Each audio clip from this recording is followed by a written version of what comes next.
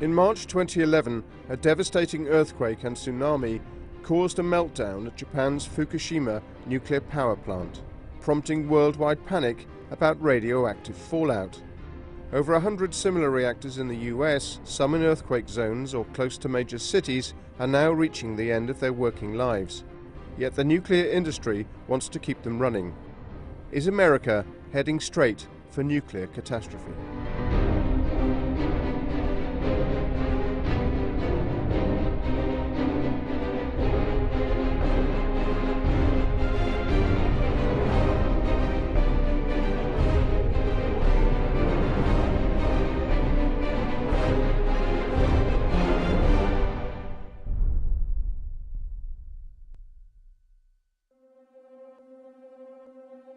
On March 10, 2011, the highest-ranking members of the NRC, or Nuclear Regulatory Commission, gathered in Washington to make an important decision. And Commissioner Ossendorf, please affirm your votes. Aye.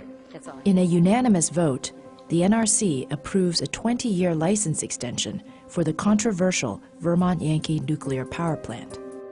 Just hours later in Japan, a plant with the exact same nuclear reactor design will face a catastrophic event. A devastating earthquake, followed by a tsunami with waves twice as high as the seawall around the plant, floods out the emergency generators. President Obama warns Americans in Japan to evacuate the danger zone. Called for an evacuation of American citizens who are within 50 miles of the plant. Without emergency power, engineers can't keep the reactors cool. Gas explosions destroy units 1, 2, 3, and 4. Radiation levels at the plant are so high that it will take months to get the situation under control. Back in Washington, the chairman of the NRC, Gregory Yatzko, put the agency on high alert. First and foremost, when there was the earthquake, the agency activated its emergency response center. We were concerned about the potential for a tsunami to hit the plants on the west coast of the United States. Yatzko also ordered an immediate safety review of all U.S. plants. Here in the United States, we have an obligation to the American people to undertake a systematic and methodical review of the safety of our own domestic nuclear facilities. There are 104 nuclear plants in the United States, originally licensed to operate for 40 years. Now, many are reaching the end of their approved lifespan, and the companies that operate them are looking to the NRC to relicense them for another 20 years. Our reporting has uncovered serious problems with NRC oversight that could be putting over 100 million Americans who live near nuclear plants at risk.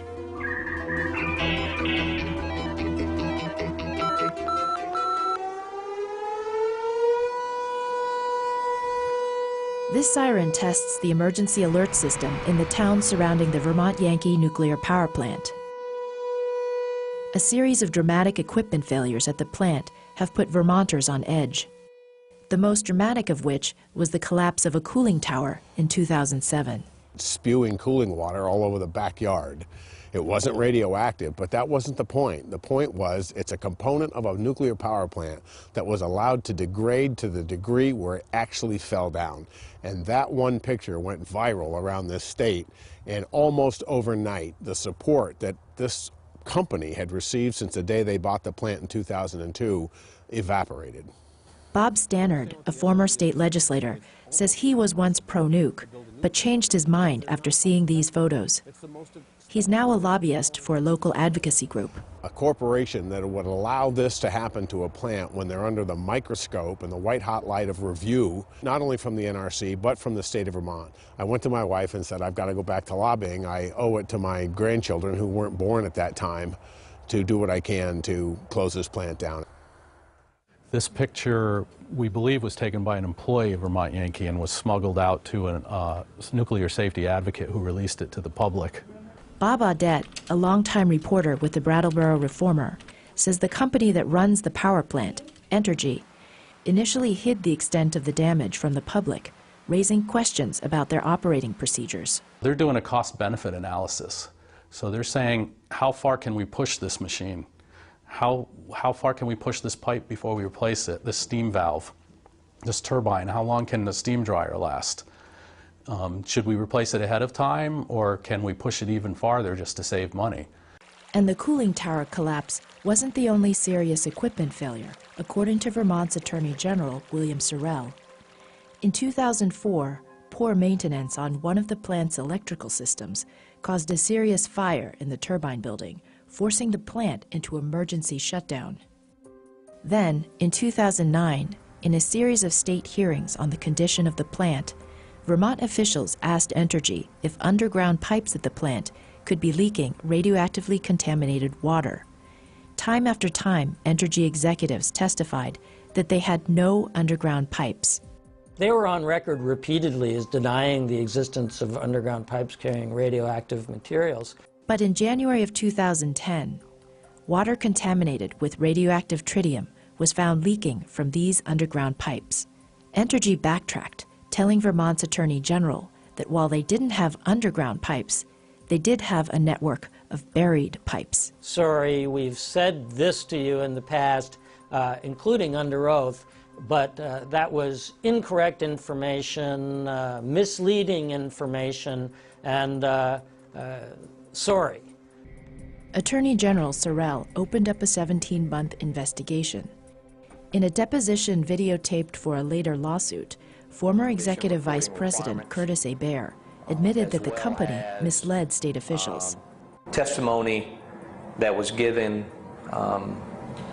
pursuant to underground and below surface pipes that could have been more accurate.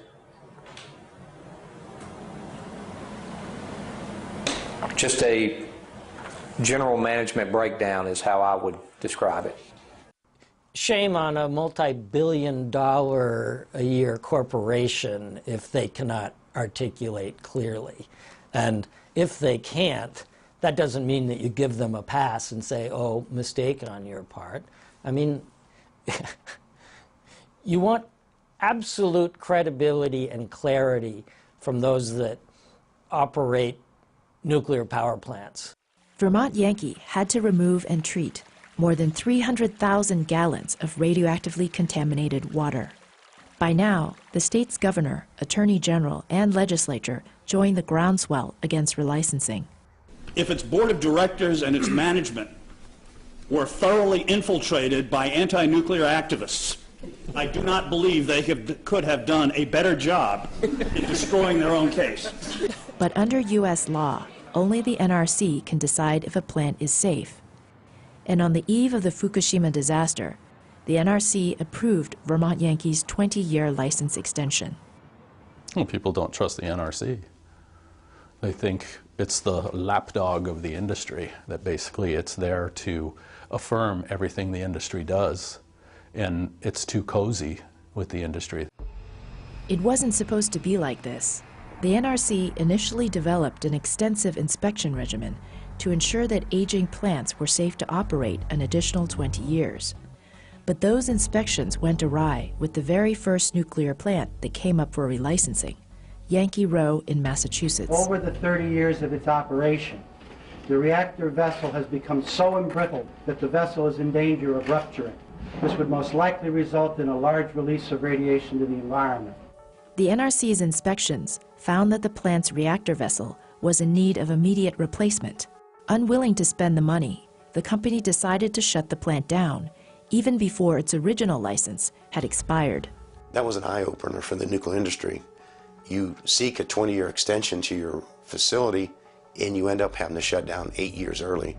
David Lochbaum, a nuclear engineer with the Union of Concerned Scientists, says that when the next plant came up for relicensing, the industry successfully lobbied to narrow the requirements. In 1995, the NRC revised its license renewal process to narrow the focus. That was the lesson learned from Yankee Row. We'll just stop looking, and because we're not looking, we cannot find any more of those problems.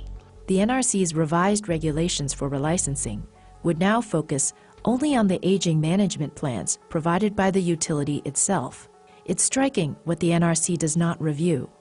No thorough inspections of the infrastructure, no review of new earthquake hazards, and no reevaluation of emergency plans. We never look, so therefore we never catch those shortcomings and fix them.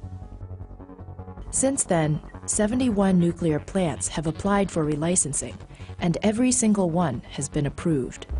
NRC Chairman Gregory Yatzko insists that the streamlined standards don't put the public at risk. Our job is to make sure that plants are safe today, tomorrow, and every day that they have a license to operate. So if there's a problem with a particular facility, it's our job to make sure they address that problem now, not wait until license renewal. But NRC inspectors who are stationed in plants are only able to examine about 5 to 10% of plant systems each year. And several close calls have raised questions as to the adequacy of this oversight. At the Byron plant in Illinois, a critical pipe which cools the plant was allowed to corrode to such a degree that it created an emergency. They started to peel away the rust off the pipe, and the pipe just burst. It was done. You know, the only thing holding that together was the rust, and so it burst. As a result of the loss of the water, that forced the shutdown of a nuclear power plant. That doesn't happen every day. George Mully, a 26-year veteran of the NRC Inspector General's office, investigated the Byron emergency. He says corrosion like this doesn't happen overnight. Month after month, plant engineers lowered the acceptable thickness of the pipe, eventually claiming that a paper-thin pipe would be safe to operate. 0.03. Now, 0.03 is 3/100ths of an inch. I don't know how you can get a pipe wall that thin. It's like 7 or 8 sheets of paper. I mean, you are talking paper thin. And this is carrying water under pressure used to cool a power plant. According to Mully, the NRC should have caught the problem much earlier. There's still an attitude in the agency. I trust the licensee.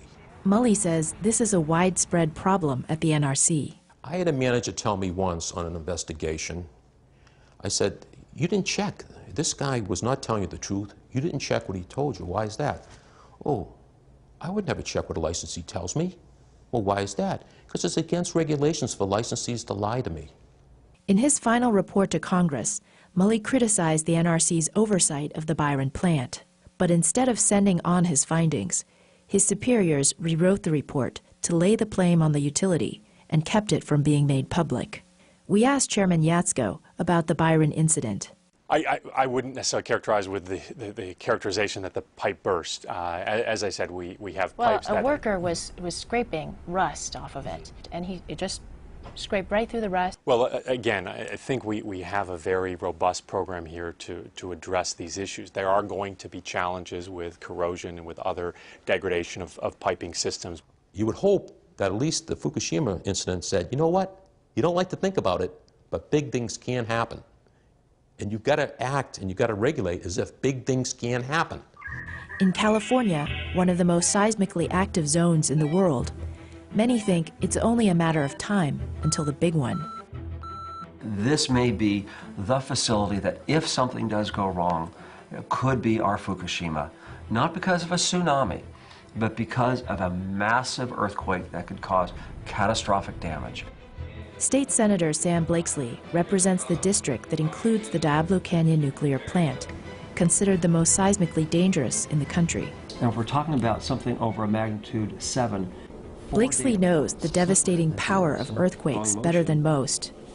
He has a PhD in earthquake studies, and he's been urging the NRC to take seismic threats more seriously.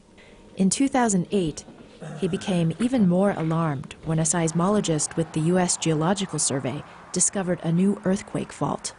Looking offshore, I found a number of small earthquakes that previously had looked kind of scattered, actually lined up along a line that ran basically right along the coastline near the Diablo Canyon nuclear power plant. Jean Hardebeck's research points to a dangerous possibility. She says that the newly discovered shoreline fault could combine with another fault called the Hasgri to create a powerful earthquake right at the plant.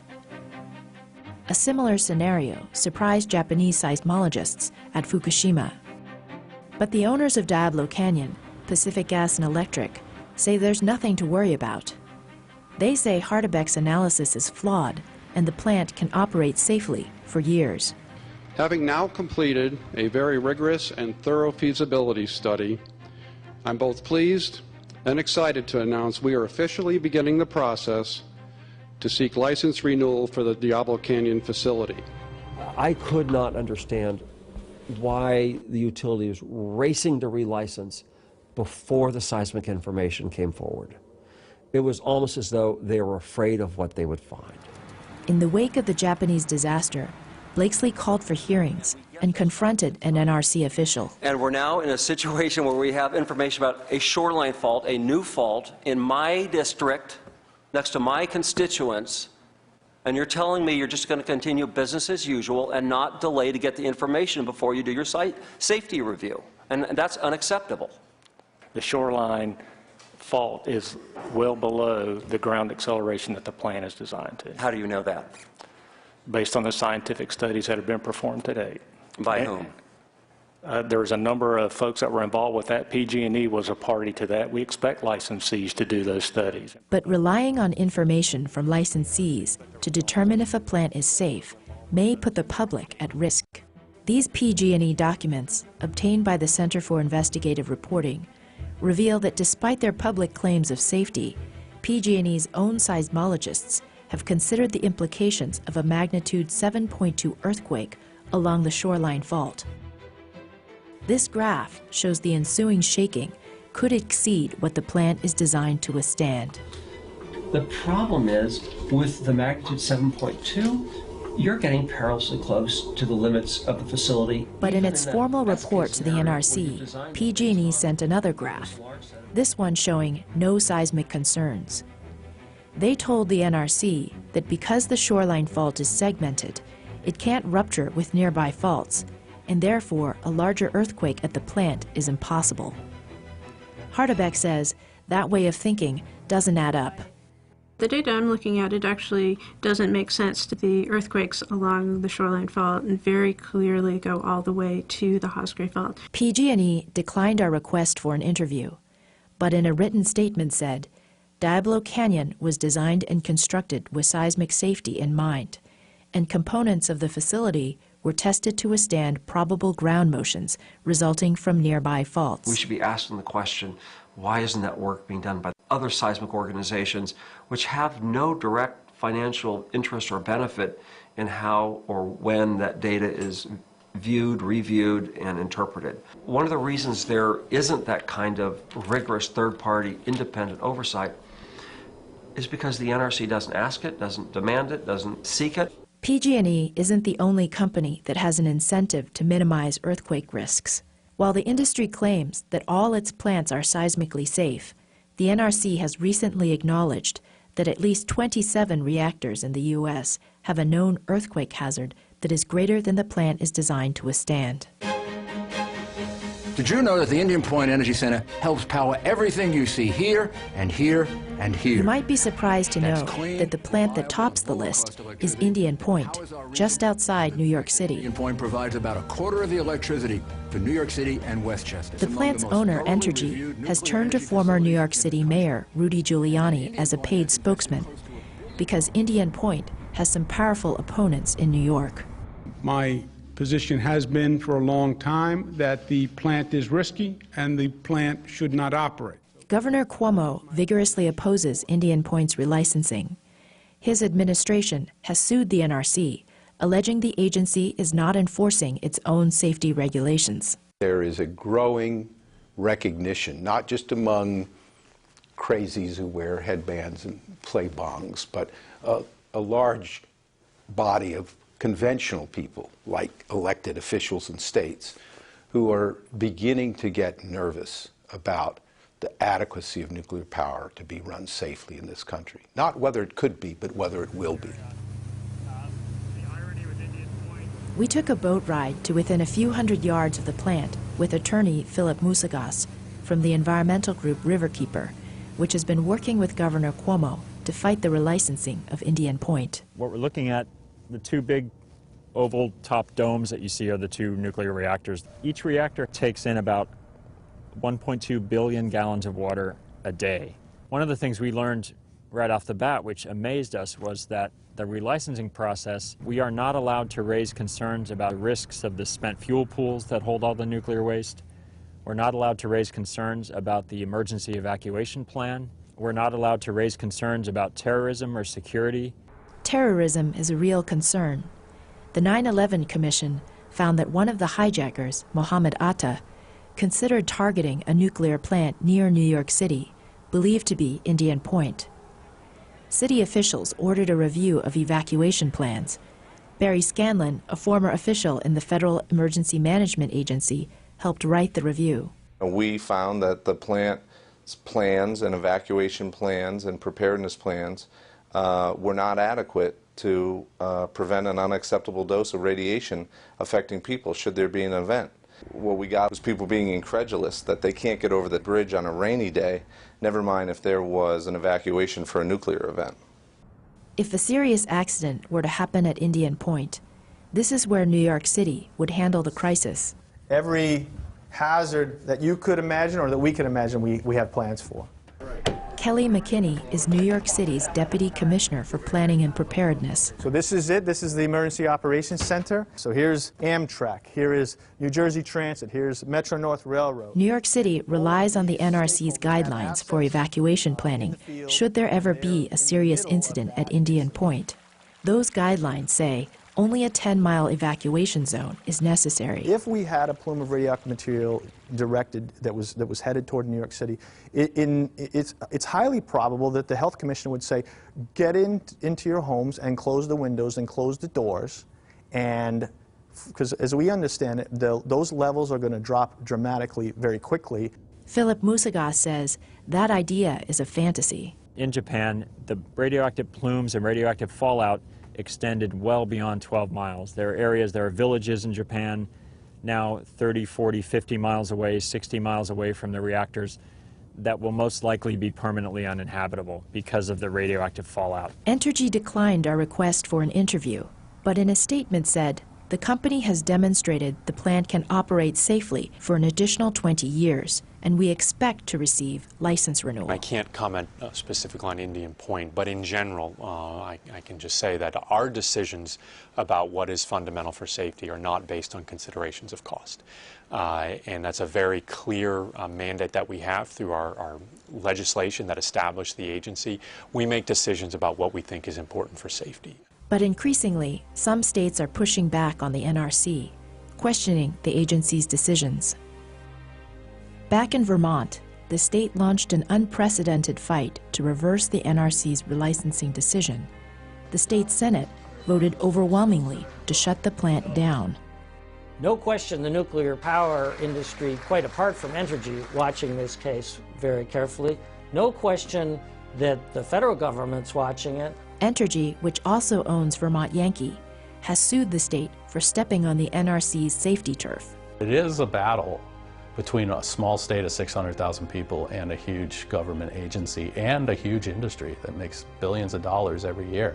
In January, a federal court ruled in the company's favor, but Vermont's Attorney General says he intends to pursue an appeal.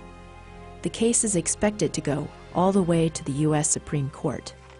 Meanwhile, late last year in Washington, a bitter dispute among the agency's commissioners broke out in public congressional hearings.